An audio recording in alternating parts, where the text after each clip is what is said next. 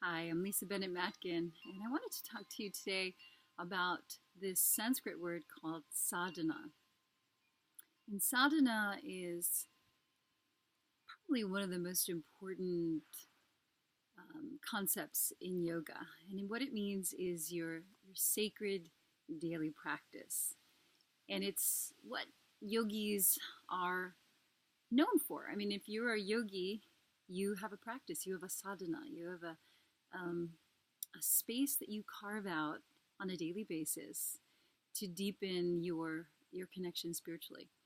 And so the way that started initially for me was to do an asana practice, do a sequence of different poses, and then I do a pranayama practice, and then I do a meditation. And the non-negotiable is the meditation.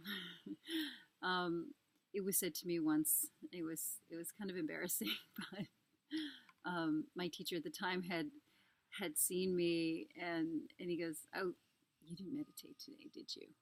And I was like, "No. How'd you know?" He's like, "Well, it's kind of like it's like if you didn't take a shower. It's like that level of you know funk."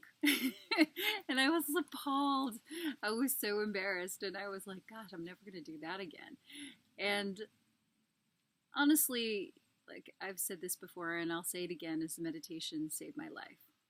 And the way that I was taught meditation was that you do the asana practice, the different sequence of poses, and it can be a million different expressions of how you would do that, depending on a million different factors of your age, of your health, of your condition, of the time of year. That it doesn't always have to be the exact same practice. And then the breathing technique, again, based on all those different circumstances, and then the meditation. And the meditation, I have to say, for the most part, I don't shift. I don't really change very much. It's evolved, and it's grown into something different than it initially was, but it is pretty grounded in a firm technique that seems to work for me.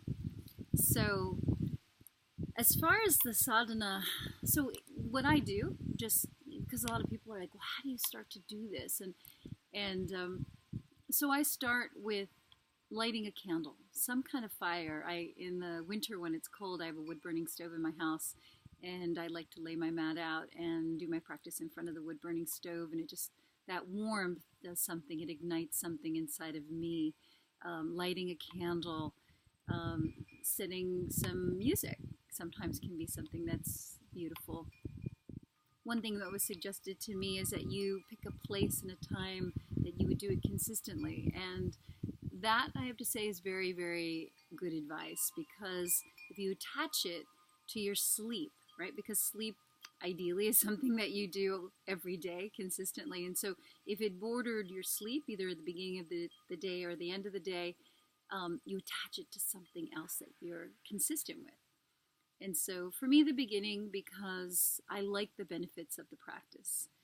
And so, like I said, I'd light a candle, some music, sometimes some incense, sometimes some aromatherapy oils, just to set what they call the bhav, the atmosphere.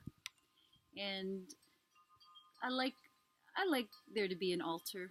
An altar an altar is just having something, and it can be as simple as a candle. It can be as elaborate as something that has many different items that you would place on it that inspire you. It could just be a book. It could be a photograph. It could be many, many different expressions.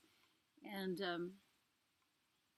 and so in that, I'll say altar could be something that's external, but it also could be something internal that you set in your own consciousness of what you want to dedicate this practice to, what you're offering your practice to. So the way I like to think about my practice within this sadhana is that it's an offering, that it's something that I give, that I put my energy. It's a prayer with my whole body, and then it's not in service to my ego. It's not in service to my only my body, right? Of course, the body gets in shape and it's healthy and it's beautiful and it makes it, a wonderful vehicle to do a practice, to do a physical practice on the physical level is a wonderful thing.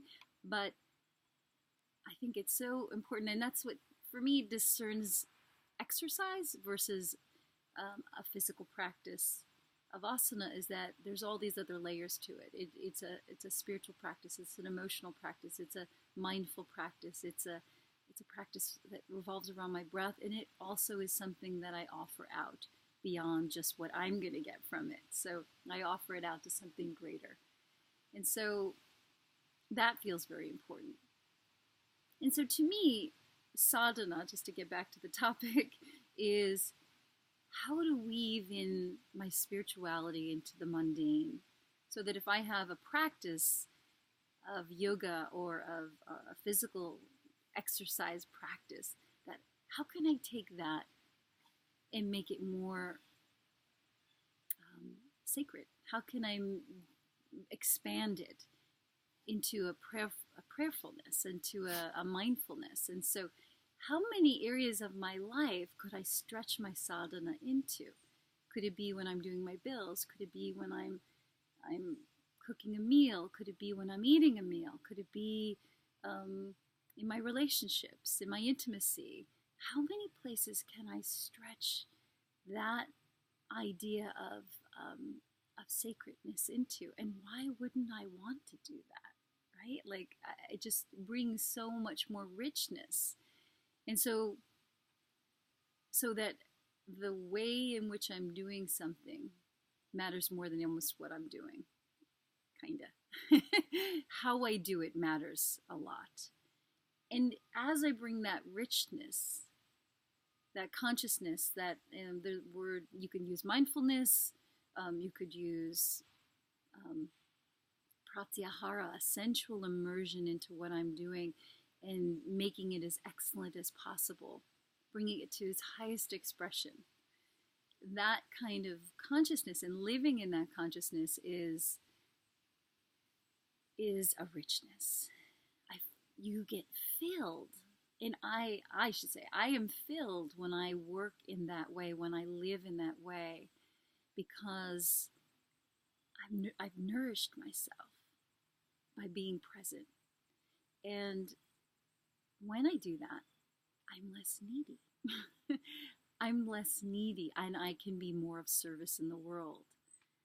And I think if we all did that a little bit more, and it does require, I'll say, I'm going to use the word selfishness, because you have to set boundaries. You have to carve out, you have to protect this time to nourish yourself, so that you can really be there for the people that you love. You can really be there for your community. You can really be in your most high awareness and consideration. And so I think sadhana is probably one of the most important things that someone can start to cultivate. And it doesn't have to be so elaborate in the beginning. It can be, again, just the simple practice of getting on your mat, doing a few asana, doing some breathing, doing meditation, setting an intention, maybe adding, if you have a practice of prayer, to put some of that in. And sometimes I add in some journaling. I'll write afterward. I'll have some insights or some thoughts or some guidance or something that came in a dream, and it becomes, I remember more insights about it, and so I mark that down. So hopefully that's helpful. It's a place to start. There's lots to talk about, and I just thought I would share a little bit about my own experience. Hopefully you'll stay tuned and give us your feedback if you enjoy this. Thank you.